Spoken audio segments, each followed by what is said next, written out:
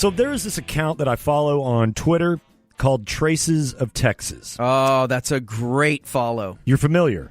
Oh, yeah. The guy reached out to us, remember, a ways back. Correct. Talking about something that I can't remember. But I think he's got an Instagram account. He definitely has a Facebook account, but it's a wonderful follow if you are interested in anything regarding the history of Texas and you like to see photographs of different parts of Texas from dating all the way back to the time when the turn of the century medium of photography was first invented. So I stumbled across this photo in my feed. I want you to take a look at this. This looks like an old... It says restaurant. Looks like a kind of a barny looking thing. Yeah, a little shotgun kind of barn from back in the day. Well, I read the caption on this, and it said, "This is the first Tex-Mex restaurant in history. It is in Marfa, Texas. It's called the Old Burunda Cafe, or Burunda. This photo was taken, as you see it here, in 1913, but this cafe opened originally July 4th in 1887 by a woman named Tulia Burunda Gutierrez, who also created the dinner number one." Take a guess at what was on the dinner number one, Corby. I will say 2 enchiladas, rice and beans. You were so close. It is an enchilada, a tamale, and a taco with rice and beans. So this opened in 1887, okay? Mm-hmm. Later on, her sister took over the place and kept it until 1938, when her sister's daughter took it over and ran the cafe for 40 years until 1985. So this cafe was open for the first 98 years of its existence. It had 3 cooks. Wow. In 100 years of one Tex-Mex restaurant, the first Tex-Mex restaurant, it had 3 chefs. So that got me kind of thinking about the history of Tex-Mex, where it came from. I think generally we know that there is a decided line of demarcation between real Mexican food and Tex-Mex, whereas real Mexican food is more of a meat, cilantro, onion, corn tortilla, lime, more the coastal variety stuff mixed in, whereas Tex-Mex is essentially a different configuration of flour tortillas, rice, beans, cheese, meat. And Would agree. Basically just kind of reshuffle those and call them different things. Yeah. Well, let's go back to the name, all right?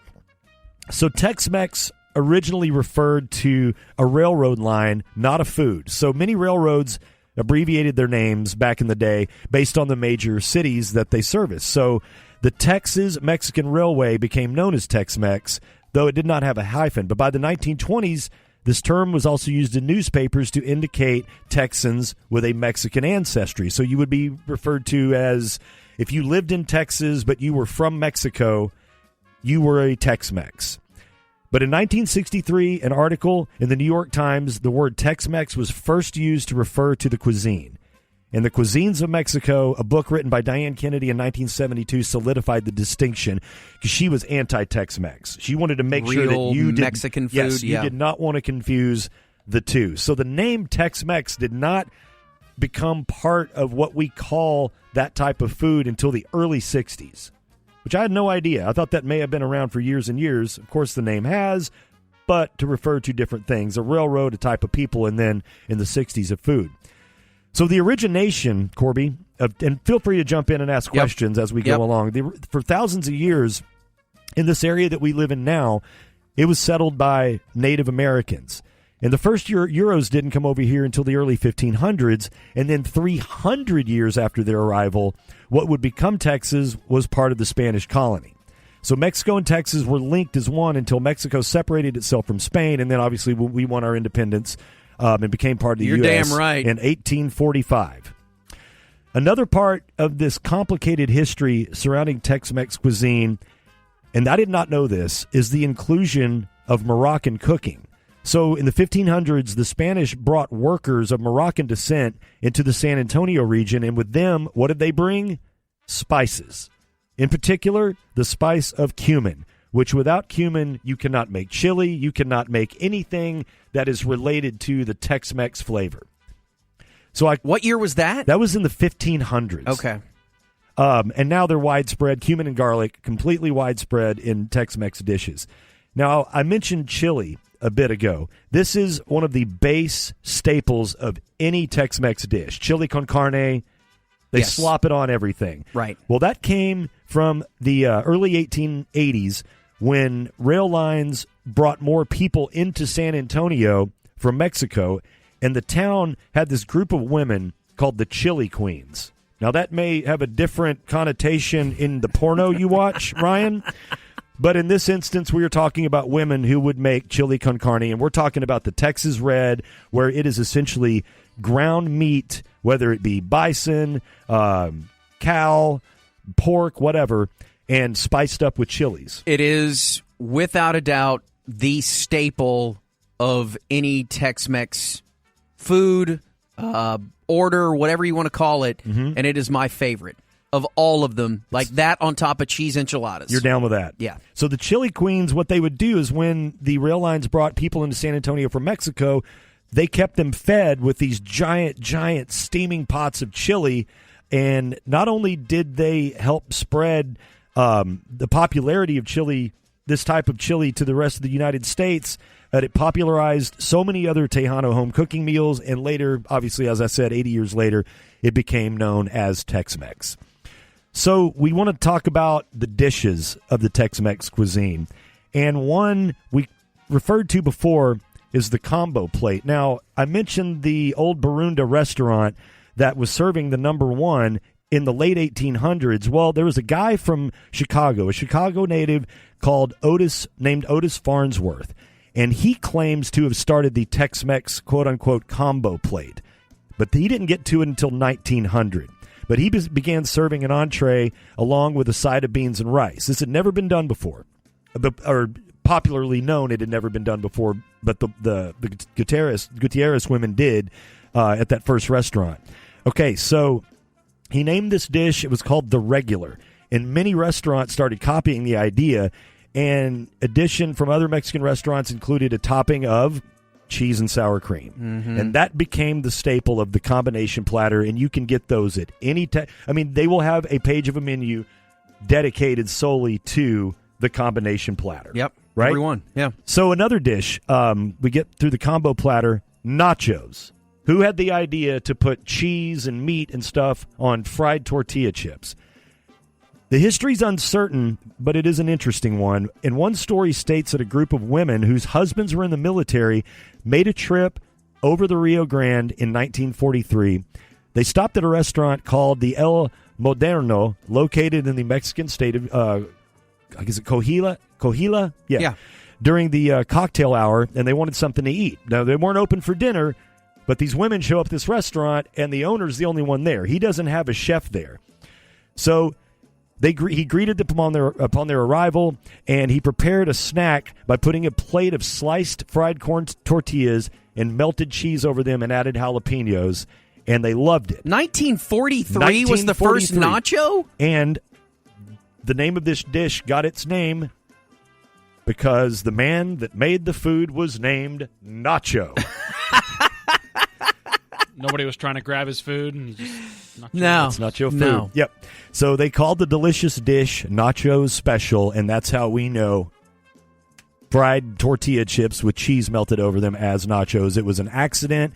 It was a guy that owned a restaurant that was there by himself for happy hour and didn't know how to cook, but he just, I guess I'll slap this together because y'all are hot and your husbands aren't here, and made them nachos.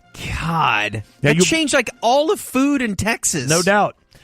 Another big game changer was the fajita. Now, the fajita was a massive latecomer. We didn't even, as far as the popularity of them in Tex-Mex restaurants. Now, the fajita was something that cowboys had eaten on the plains in the 1800s because you would kill an animal and what they would use, commonly known as the skirt steak. It would not be the best cut of meat, but they knew how to tenderize it properly. They knew how to spice it properly with chilies and salt and cumin, and would grill that over an open flame and put that, and they would use a tortilla to be the delivery unit, right, or the delivery system for the meat. But it didn't really become super popular until 1973 in Houston. A Rio Grande Valley native named Ninfa Rodriguez Lorenzo. Is that Ninfa's restaurant? That is Ninfa's Tex-Mex restaurant. She opened it in Houston and called it Ninfa's.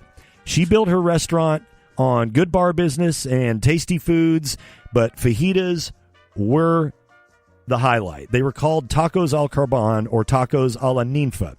And that's when they took off. And then you had, by the time... Chili's was the first one up here to do it. Chili's was maybe one of the first ones, maybe to super popularize it. Yeah. Yes, but the grilled chicken, the grilled skirt steak served with tortillas, that wasn't even really a thing in popular Tex-Mex restaurants until the early 70s. I can't believe both those things are so new, relatively new, the 40s and the 70s. Now, the lineage, and we'll wrap it up here, of Tex-Mex restaurants, we have a very close tie to some of the earliest ones. So, the aforementioned Old Barunda that opened in 1887, and then the guy from Chicago that staked claim to the combination platter, O.M. Farnsworth, he opened his original Mexican restaurant in San Antonio in 1900.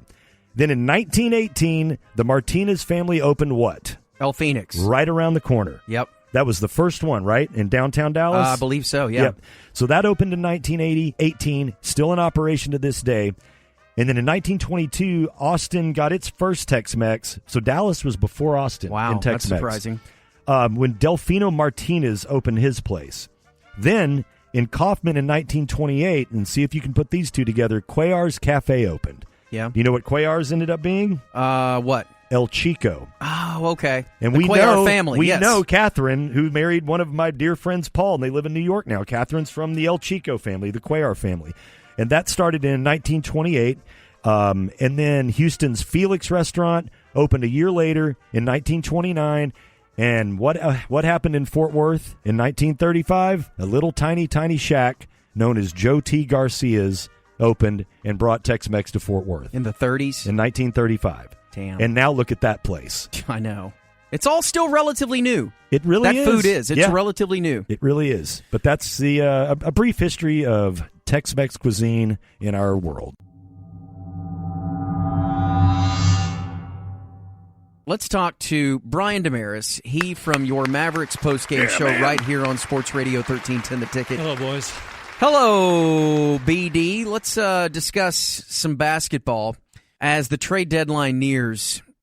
We were talking about this in the break. I don't know how I feel about any deal being done if it involves one of the current players on the team. You know? Like, it just feels like that things are working so well and that everybody knows their role so well that beyond them dealing the Golden State pick, I would be weirded out by any of these guys leaving right now. Yeah, and I think the organization feels the same way. I think that's the point.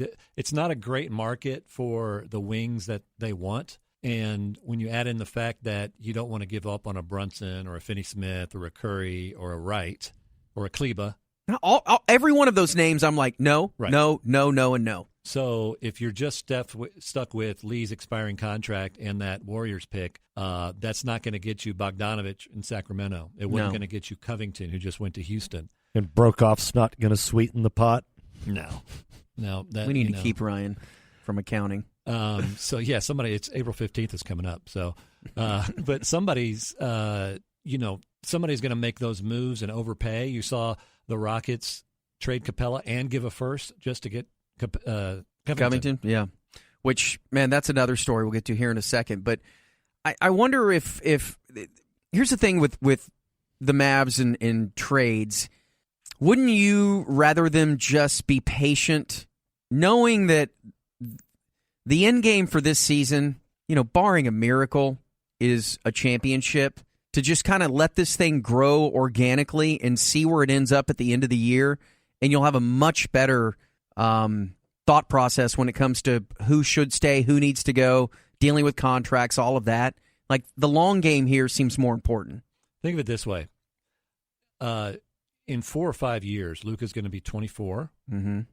Kristaps going to be 28 in their primes. By that time, LeBron has aged out. He's done. Yep.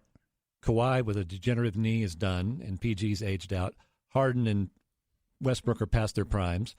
Utah's got, a couple of young pieces that we'll see. Denver, Jokic probably won't age well.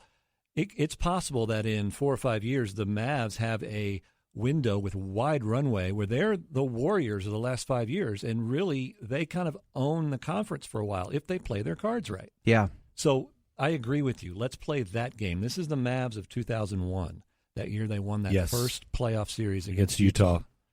And you want to go steady. You don't want to do win-now move. Do you want to give up Brunson or some, to get a first-round pick to give to Memphis for Iguodala, who's going to leave this summer. Yeah. Who What makes a good does ton of that money, do? is 100 years old, and what I was reading might end up here and turn into the next Rondo. Right, because he won't want to be here. Right. It doesn't make any sense. So, the names that are out there, you're basically looking at a rotation kind of backup defender. Right. Now, literally, just as I was scrolling through Twitter during the break, you're seeing now that the Knicks have fired their president of basketball operations 2 days before the trade deadline. All their guys are up, and Marcus Morris is going to be moved. The Lakers and the Clippers want at him, and Lakers may have to get off Danny Green. So could you be a third team that gets involved there somehow and get him on the cheaps? Right. In a opportunistic way. Sure, there may be some things that fall through, but I don't want Mavs fans to come out of the deadline tomorrow at 2 p.m. with the Mavs doing nothing or something small and being disappointed. The thing that, and I trust that management of the Mavs has tempered their enthusiasm based on the heightened expectations or the advanced expectations that have happened as this season's progressed compared to what they were before. Because right now, filling a need on this team would basically be to fill a need due to injury, due to people that are going to be coming back at some point. So I want to always go back to where we thought of this thing at the beginning of the year. And even though right now, it sucks because Powell's out and Luka and KP have kind of exchanged injury time off the court and really haven't had a chance to truly play together. Seems like for a month and a half. For a long time, and for KP to really gel and really develop for a good two and a 2.5 month long period. I think addressing any type of holes that this team has right now because of injury is a huge mistake. It's not like they've been healthy all year long and are sitting at a number 4 or number 3, and then maybe you could move a Brunson or somebody like that with the draft pick to really take you to the point where you are a true championship contender this year. I think it'd be a mistake to do anything with any of these guys. That's why you just mentioned Lakers and Clippers going after whoever it may be, because they're there. Yeah. They're right there. They know that. And so, if you got to give up a little bit to get something, you go for it. You see it in every sport, at every single trade deadline.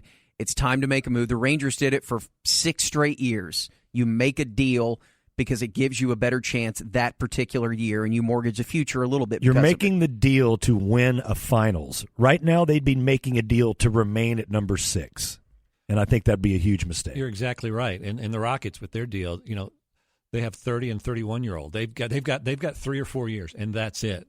The Mavs runway is a lot longer, and so you want to take advantage of that. And Danny, you were mentioning, kind of the lineup. If you look at what the closing lineup is, it's going to be Porzingis, Luka, Hardaway, Finney-Smith, and then there's that spot. Now, Kleba against big teams or Wright against smaller teams. And so you say, well, maybe we want to upgrade it Wright at most. But, is that really – do you really want to mortgage a lot for that kind of an upgrade? No. You're still a second-round team maybe. And, again, I'm not even afraid of anybody in the playoffs except for the Lakers and the Clippers in the first round. That's it. This team is 14-12 at home, and they're 6. They're only 4 games back of 2. They play 2 teams with winning records in February, 5 teams with winning records until March 21st, and they have the 4th easiest schedule down the stretch. They could make some noise. Yeah, I know. It's weird to think, and everything is so bunched up, between 2 and 6, really 2 and 7. Yes, there's 5 games difference between 2 and 7. And think about it. People are complaining about the chemistry between Porzingis and Luka and all this stuff. They have the number 1 offense in the league by far. They have one of the top 3, I think, historic offenses ever in the history of the NBA. The issue is on the defensive side with their 17th. They've got to really buckle down there, and that's why you want to get some kind of wing defender to play some backup, with the bench unit minutes to solidify some of that. Can you imagine if their crunch time numbers were just a hair better? What their record would be. They would be right with the Lakers right now. Outside of the Lakers and the Clippers, I think they've only lost 2 games by more than 6 points. It's scary how good they've become as quickly as they have, with or without Luka too in these games. There's a good portion of them. There's not a ton of drop off. That's the weirdest part.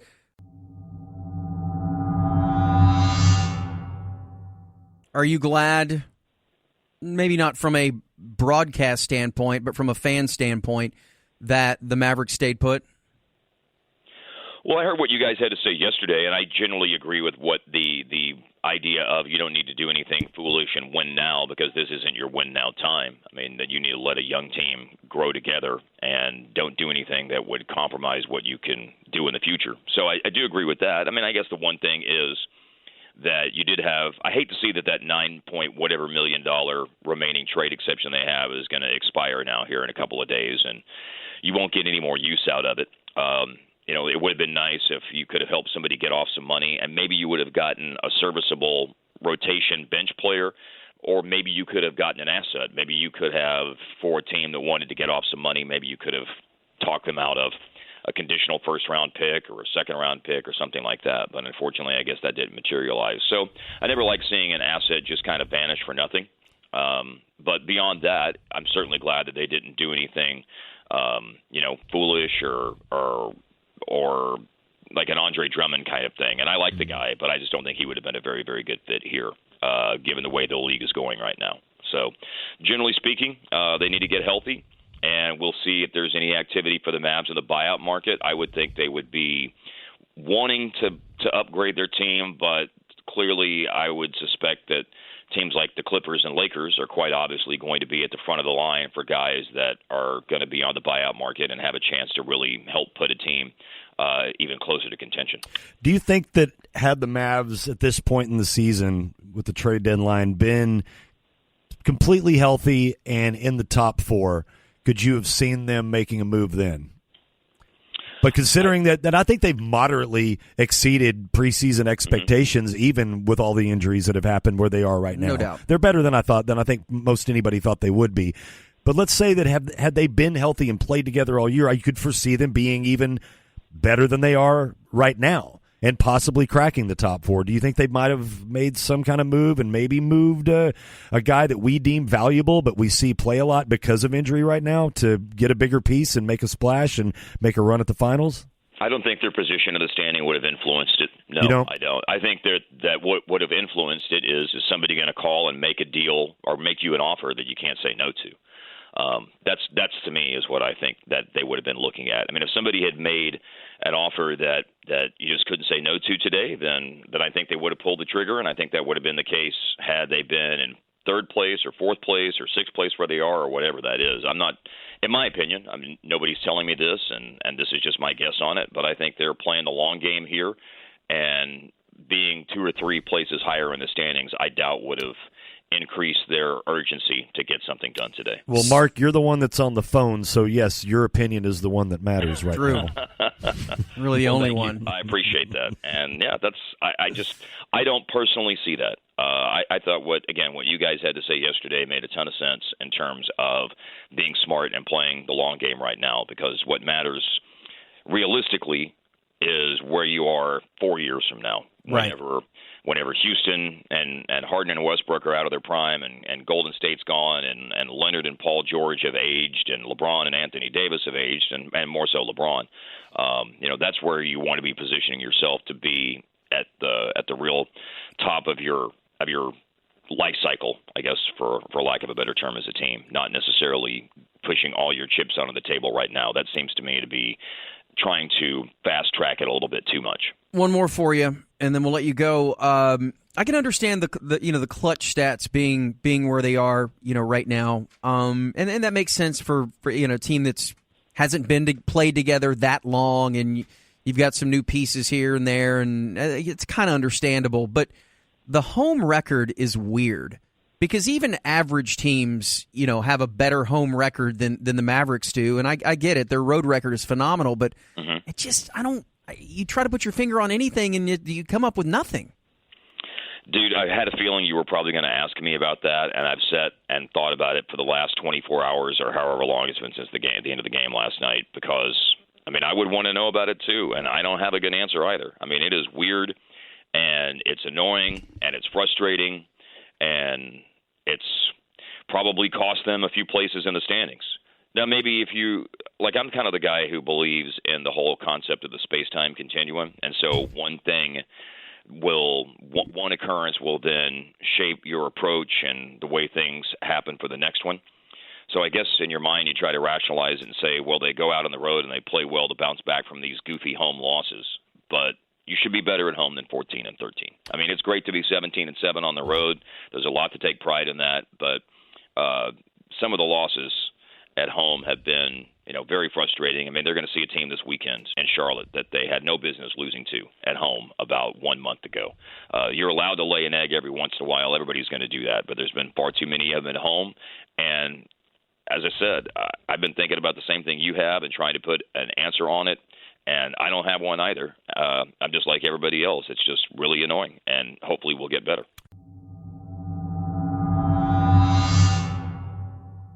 The strangest moment, it may have been the best moment, but it was weird because it was like, what are they doing?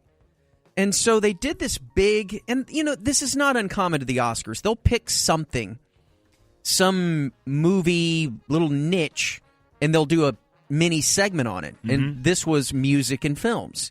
And so they went back, and I thought it was really cool the way they did this. They picked some music that I thought was kind of outlying a little bit. Like they weren't, obviously they hit some hits. They did, yeah. You're talking about the whole medley they did? Because you had the theme from Titanic, and you had some big Whitney Houston, The Bodyguard, I Will all Always that. Love You, her version of Dolly Parton's classic. But you also had some songs I'm like, all right, dude, okay. You had Deliverance. Yeah. I mean, they stuck the Deliverance kid up there, and my kids were watching this. So they rolled in because I'm watching this, and then Eminem pops up after this. Right. I went back and rewound it, and I'm like, you guys need to see this because they're aware of Eminem. And I'm like, I think you'll really like this. So we watched that whole thing, and they panned to Deliverance Kid. The Banjo Boy? Yes. Yeah. And they were like, what is that? I was like, an amazing film that you're not ready for. I think they're ready for it. Your oldest They've seen worse. There's Dude, a pig I watch worse on their scene. They watch worse on their phones. no, probably. they don't.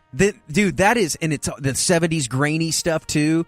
And man, there's something about that kid that when I saw that movie when I was probably 13 or 14, I was like, what is that? That's Woods People. That is inbreeding. I mean, like hardcore inbreeding.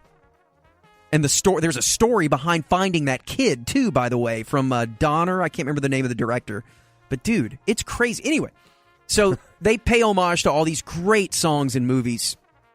And how about oh God, the Tarantino movie? Jackie Brown? No, the Reservoir Dogs? Once Upon a Time. Reservoir Dogs, when they started doing Stuck in the Middle. Yeah, I was like, oh God, you talk about like resonating. That was incredible. You're talking about that songs that are directly identifiable based on a scene in a film. Yeah. I'm surprised they didn't throw American Girl in there with Silence of the Lambs when James Gum abducts the girl. That's a good one. Yeah. But anyway, it was really cool. And then they start showing 8 Mile, which not a lot of people saw the Eminem movie 8 Mile. But the longer they went, I'm like, and they showed him walking down the hallway. And that scene in that movie was him getting ready to come out for his big battle, his big rap battle. I'm like, Eminem's getting ready to play. He's getting ready to come out. And, man, pull this up, Mino. It gave me goosebumps. This intro always does.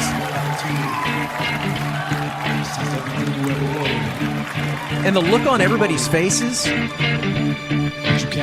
He looks great, by the way. Put on a little weight, but it looks good awesome. on him. His palms are sweaty, knees weak, arms are heavy. There's vomit on his sweater already. Mom's spaghetti, he's nervous, but on the surface he looks. I mean, this was a movie from, what, 2001? 3? Been a while. I also think that, doesn't he have a new record coming out? Okay, there you go. Perfect timing. It's pretty good. Well, that makes sense then.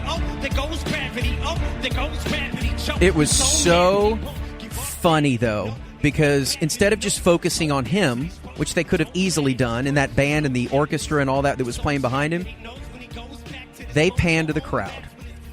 A lot. A ton. Everybody that was white had no idea what was going on. Especially like they panned to Martin Scorsese. Who was sleeping. What do you expect out of a 90-year-old? that he's going to be sitting there, and maybe that was a bit. They were like, dude, Panda Marty. He's crashed. Every white person, though, was just kind of sitting there looking around. Every black dude, every Asian girl, every Hispanic, everybody that was not white knew every word to the entire song and was bobbing their head in perfect rhythm, especially a couple of brothers that were there. And it just looked like it was really cool. And then they would pan to white people, and it was just like, I'm not sure what's happening here. Except for one white girl that looked to be about 60 that was acting like that it was a Led Zeppelin show, and she was just cracking her head back and forth, her hair flying everywhere. It was bizarre, but it was so great. And then the editing. They cut out half the damn song. Well, that's what happens when you curse on live television, Yeah, Corby. I know. Funniest part of the night? Who did you think who stole the show as far as presenters go? Man, I love the Steve. There was a Steve Martin line that was way on point, and then of course Kristen Wiig is the best. Kristen Wiig and Maya Rudolph. We have some really funny women out there right now, and they are at the very top of the food chain, right? Like, yep, no doubt. Tonight we will be honoring the work. You know what? I can't do it.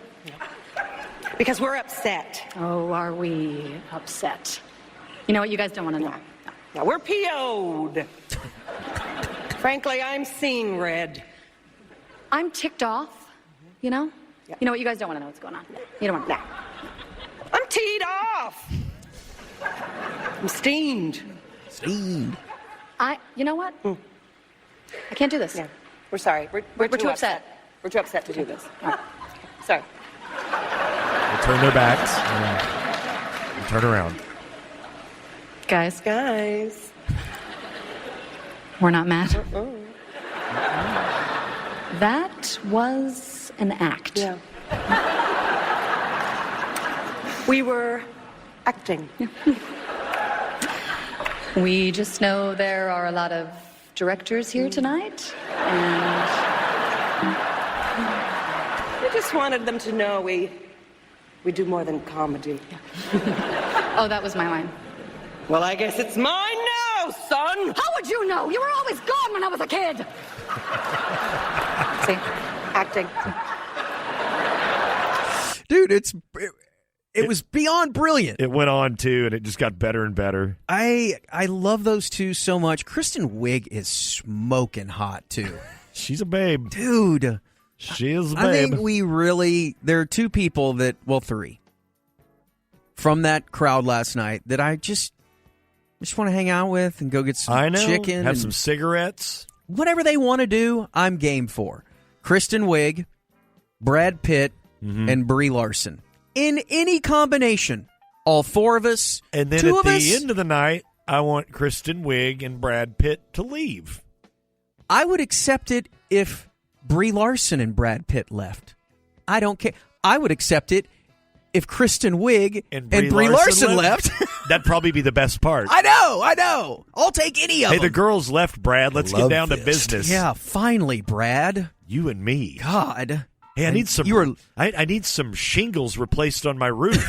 Right. That shirt sure does look itchy. It's so cumbersome right now. Brad. They're boy, Brie Larson. Look, I know. I don't want to be creepy, man, but I get it. We're in a world where when we sexualize women, that it's not as fun as it used to be. It's just creepy, especially from two guys whose combined age is 1,000. Is right at 1,000. But sometimes you can't help. You know what I want to do? I want to go like to Arby's or something with her and have like 5 for $5. Yeah, and let her have 3. And you only take 2, and then show that you really care. And then I'll take her to a Renegades game out at the ballpark. Will that confuse her? Hey, Bree, I got a proposition for you. Do you want to go to Arby's and then go to an XFL game?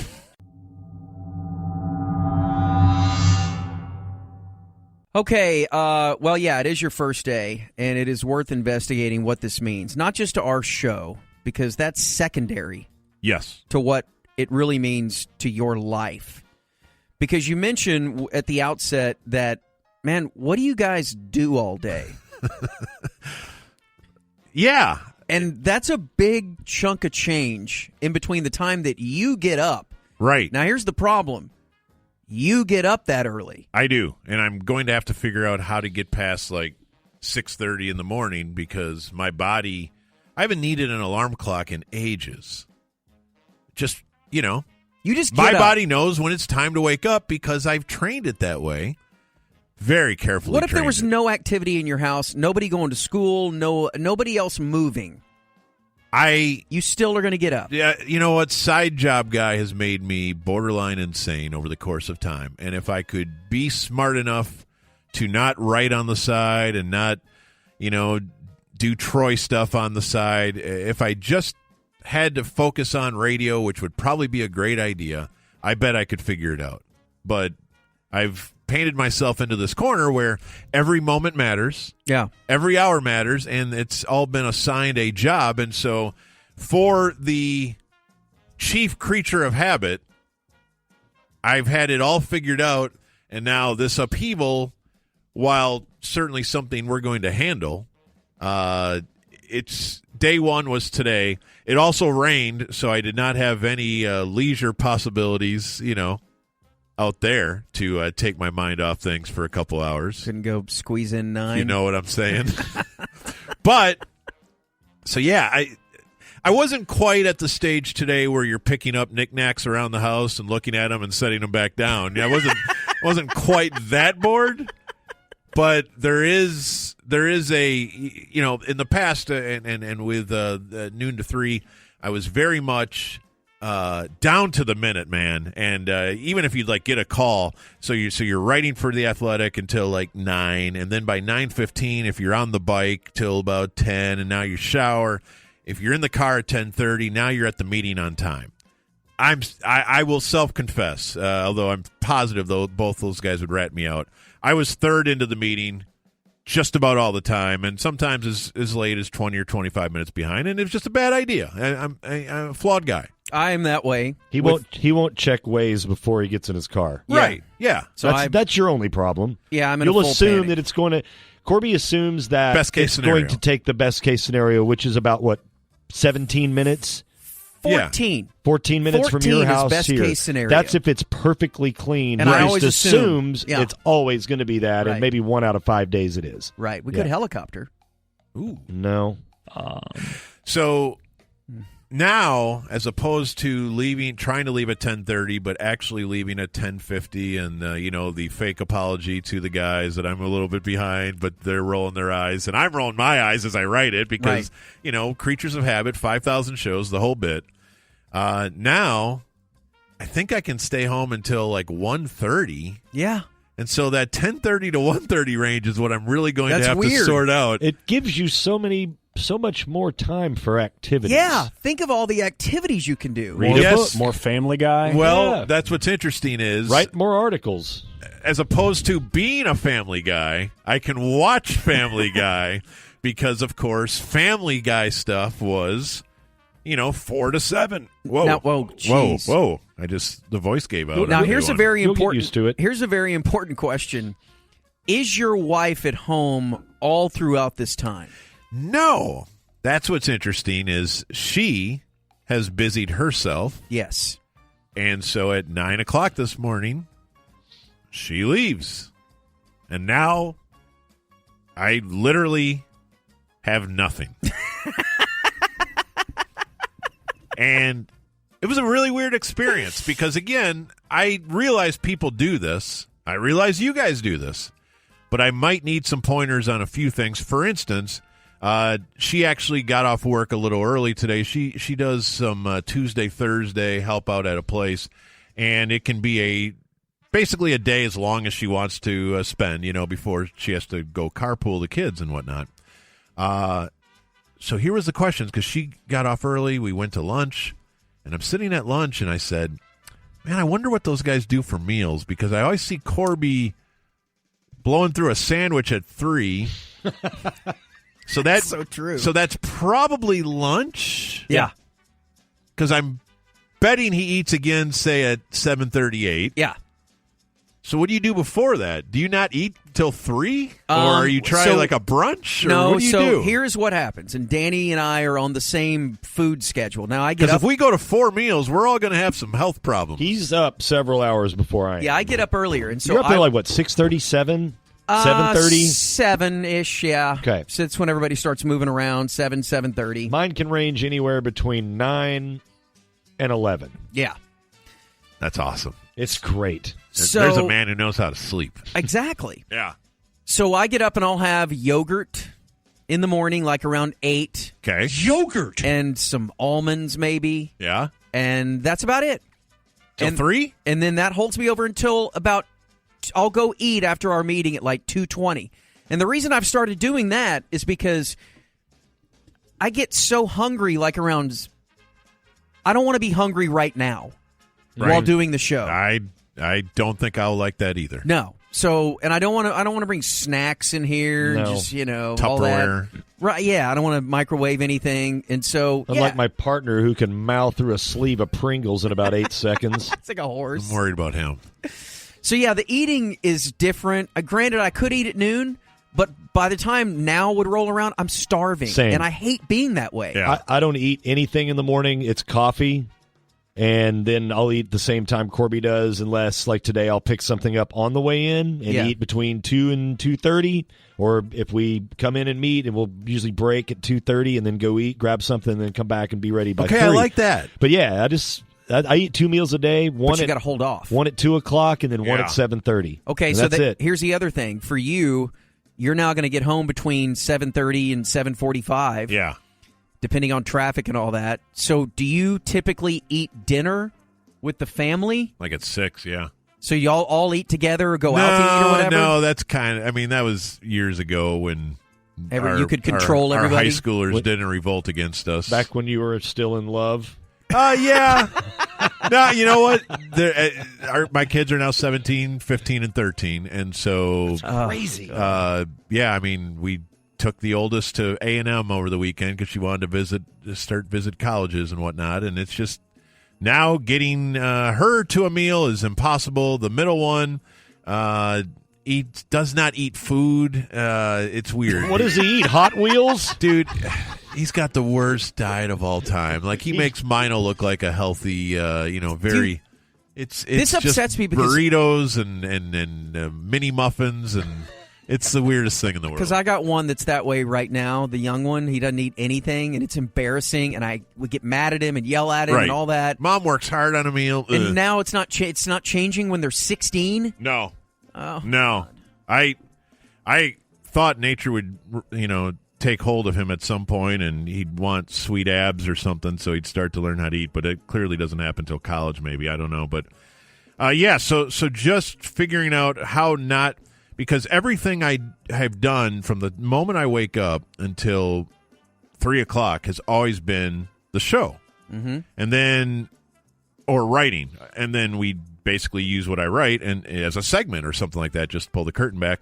Then I would take a nice break, and then games start, or the stuff for Aikman would happen after the show. So I had this very regimented day, and now I have to figure out the new order of everything. And I'm realizing, of course, way more time here, way less time here, and so there's going to be some alterations. Okay, so as far as the family goes, because now it is, you're going to take the kids to school. Yeah. And then you won't see them. Right. All day long. Yeah, that's going to be weird. And so, like, when I get home, it's kind of the witching hour for homework, for dinners. Baths, for showers. No, they don't. They do that in the morning. They're too old for baths. I got know. like 2. Stories. Yeah. All right. Diapers. Read the book. Yeah. But yeah, it's like just the homework, picking them up from practice. Yeah. It's like I don't really rest until 9.